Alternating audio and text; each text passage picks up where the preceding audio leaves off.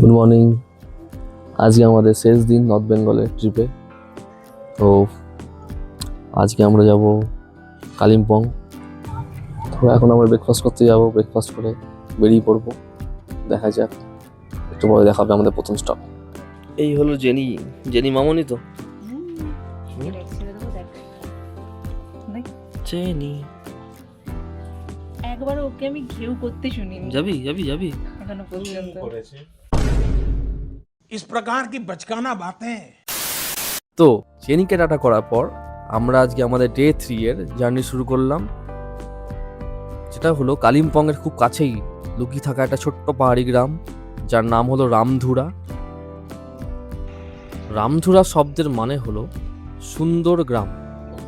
Fun fact, এই গ্রামটি বিখ্যাত হচ্ছে সিনকোনা চাষের জন্য, যেটি থেকে ম্যালেরিয়ার ওষুধ কুইনাইন তৈরি হয়। তো এই রামধুরা ভিউ পয়েন্টের প্রধান আকর্ষণ হলো নিচে তিস্তা নদীর বাঁক আর উপরে কাঞ্চনজঙ্ঘা। ওয়েদার যদি ক্লিয়ার থাকে তাহলে কিন্তু এখান থেকে সমস্ত কিছু পরিষ্কার দেখা যায়। তো এখানে আমরা কিছুক্ষণ দাঁড়িয়ে বেশ কিছু ছবি তুললাম, আর ছবি তোলা হয়ে যাওয়ার পর আমরা বেরিয়ে পড়লাম আমাদের নেক্সট গন্তব্যের উদ্দেশ্যে। সো আমরা ফাইনালি চলে এসেছি হনুমান টপে। এবার তোমায় দেখাই রাস্তাটা। এইভাবে এখানে সামান্য স্লোপিং আছে, আর ওই দেখা যাচ্ছে দূরে হনুমান টপ। খুব সুন্দর, চারপাশে চারপাশে ফুল গাছ। তো ফাইনালি 10 মিনিট হেঁটে ওঠার পর আমরা পৌঁছে গেলাম হনুমান টপে। আমরা খুব লাকি যে এখানে কোনো ভিড় পাইনি, আর তার উপরে এরকম ফুলের বাগান। এখানে তো দেবারতী আর সুস্মিতা তো ছবি তোলা শেষই হচ্ছিল না।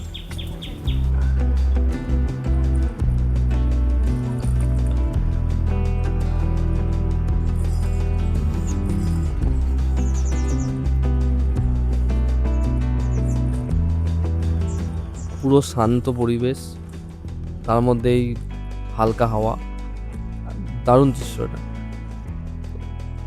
তো একটু সিঁড়ি দিয়ে উঠে আমরা পৌঁছে গেলাম একদম হনুমান মূর্তির সামনে, আর ফটো সেশন করার পর একদম ঢিল ছোঁড়ার দূরত্বে পৌঁছে গেলাম দুর্গা মন্দিরে।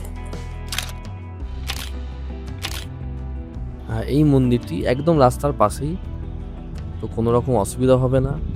আর এই মন্দিরটিও খুব শান্ত, তারা না থাকলে এখানে বেশ খানিকক্ষণ সময় কিন্তু কাটানোই যায়। তার সাথে এখানে বসার জায়গা করা আছে,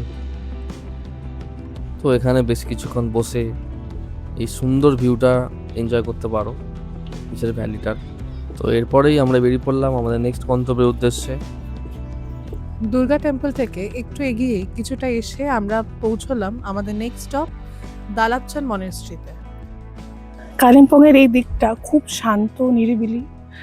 এটা বৌদ্ধ ধর্ম আর হিন্দু ধর্মের একটা সহাবস্থান বলা যায়। সামনে তোমরা দেখতেই পাবে বৌদ্ধ মূর্তি। এটা একটু আলাদা ধরনের মূর্তিটা। নর্মাল যেরকম বৌদ্ধ মূর্তি আমরা দেখি তার থেকে সামান্য আলাদা টাইপের। এখানে একটা পদ্মাসম্ভবা অবতারের বুদ্ধ মূর্তি আছে। মূর্তিটা খুব বড় না হলেও খুবই সুন্দর। পিছন দিকের এই মনেস্ট্রিটায় যখন প্রেয়ার চলে তখন ট্যুরিস্টদের ঢোকা নিষেধ থাকে। বাইরে থেকে এই মনেস্ট্রিটা দেখে আমরা চলে গেলাম ঠিক এর উল্টো দিকের একটা ভিউ পয়েন্টে। এখান থেকে কালিম্পংয়ের একটা সুন্দর পাহাড়ি ভিউ দেখা যায়।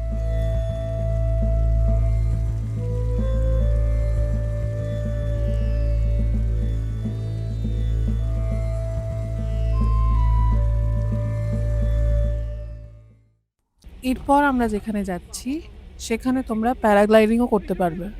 সো ফাইনালি আমরা এসে গেছি ডেলো পার্কে, কালিম্পংয়ের হাইয়েস্ট পয়েন্ট। অনেক বড় এরিয়া, হিউজ এরিয়া দেখাচ্ছি তোমাদেরকে। এই জায়গাটা একদম মিস করা যাবে না কালিম্পংয়ে এসে। এন্ট্রি গেটের সামনে ঢুকেই যে এরিয়াটা, সেটা অ্যাকচুয়ালি একটা প্লেগ্রাউন্ড। এখানে বাচ্চাদের জন্য অনেক স্পোর্টস অ্যাক্টিভিটির ব্যবস্থা আছে, রিমোট কন্ট্রোল কার থেকে শুরু করে বল গেমস ইটিসি। অবশ্যই এগুলোর জন্য সেপারেট টিকিটসও আছে। আমরা আপাতত এগিয়ে যাচ্ছি ডেলো পার্কের ভিতরের দিকে। যদি তোমরা ডেলো পার্কে থাকতে চাও তো এখানে ট্যুরিস্ট লজও আছে, গভর্নমেন্ট ওয়েবসাইট থেকে এটা বুক করতে হয়। ডিসক্রিপশানে আমি ওয়েবসাইটের লিঙ্কটা দিয়ে দিচ্ছি, কিন্তু একটা জিনিস মনে রাখবে যে 120 দিন আগে কিন্তু অ্যাডভান্সে বুকিং করতে হবে এখানে থাকার জন্য। তোমরা যদি এখানে প্যারাগ্লাইডিং করতে চাও তো পার হেড খরচা পড়বে প্রায় 3 থেকে 5 হাজারের মধ্যে। তোমরা দেখবে ডেলো পার্কের এন্ট্রির আগেই রাস্তার দুধারে দেখে বিভিন্ন বুকিং এজেন্সিরা নিজের কাউন্টার খুলে বসে আছে।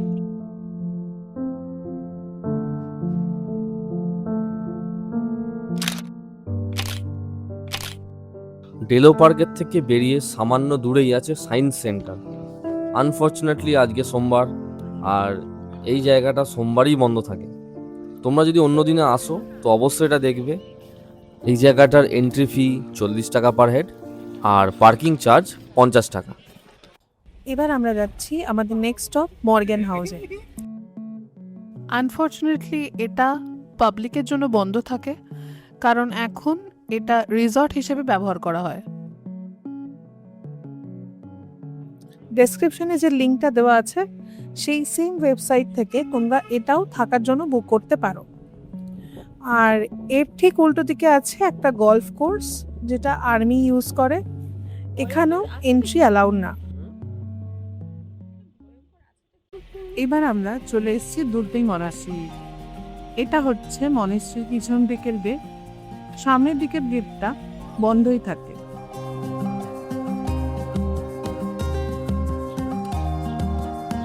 এটা দূরপিন্দারা হিলের টপে অবস্থিত একমাত্র মনাস্ট্রি, তাই এটার এই নামকরণ করা হয়েছে। এটা কালিম্পংয়ের সবচেয়ে বড় মনাস্ট্রি। আমরা এবারের ভেতরে পরিবেশটা ঘুরে তোমাদের দেখাবো। ঢুকতেই প্রথমে অনেকগুলো সুন্দর প্রেয়ার হুইলস দেখতে পাচ্ছি।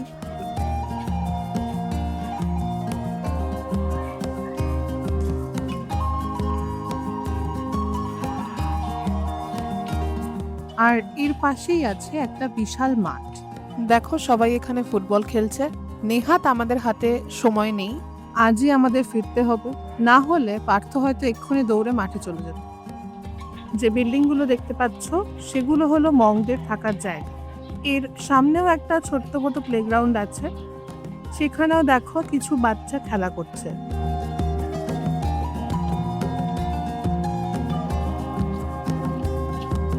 এরকম জায়গা দেখে আমি তো ছবি তোলার সুযোগটা ছাড়িনি। আর সাথে তো আমার পার্সোনাল ফটোগ্রাফার আছেই, বেচারা সারাক্ষণ গাড়িতে বসে শুধু চার্জই দিয়ে গেছে ফোন। এই জায়গাটার পোশাকি নাম হচ্ছে জিয়াং ঢক পালরি ফোদাং। 1970 সালে এই মঠের নির্মাণ কাজ শেষ হয়েছিল, আর 1976 সালে স্বয়ং দলাই লামা এই মঠটা উদ্বোধন করেছিলেন।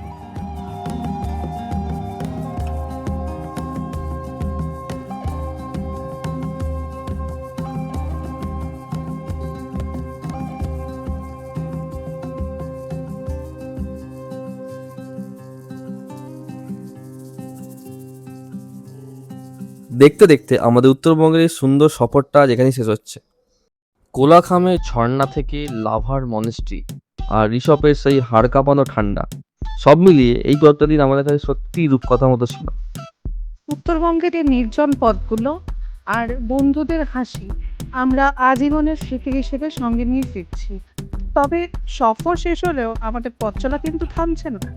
গত 2 বছরে আমাদের জীবনে অনেক বড় বড় পরিবর্তন এসেছে। তো আমাদের নেক্সট সিরিজে আমরা তোমাদের নিয়ে যাবো একটু অতীতে। একদম, আমাদের নেক্সট সিরিজ আসতে চলেছে বাঙালি বিয়ে নিয়ে। তো তোমাদের যাদের পরের বছর বা 2-1 বছরের মধ্যে বিয়ে, তারা কিন্তু এই সিরিজটা দেখতে ভুলো না। আর যদি তোমাদের কোনো বন্ধু বান্ধবের সাথে এটা শেয়ার করতে হয় সেটাও করে দেবে। আর এই উত্তরবঙ্গ সিরিজ যদি তোমাদের ভালো লেগে থাকে তো অবশ্যই ভিডিওটা লাইক করে দেবে। আর তোমরা নিচে কমেন্টে জানিও যে এই পুরো সিরিজে যতগুলো ভিডিও দেখলে তোমরা তোমাদের ফেভারিট মুহূর্ত কোনটা। আর পরবর্তী আমাদের সিরিজটাকে আপডেট থাকার জন্য তোমরা কিন্তু অবশ্যই সাবস্ক্রাইব বাটনটা ক্লিক করে দাও। খুব শিগগির দেখা হচ্ছে তোমাদের সাথে। ততক্ষণ পর্যন্ত সুস্থ থেকো, ভালো থেকো, টাটা।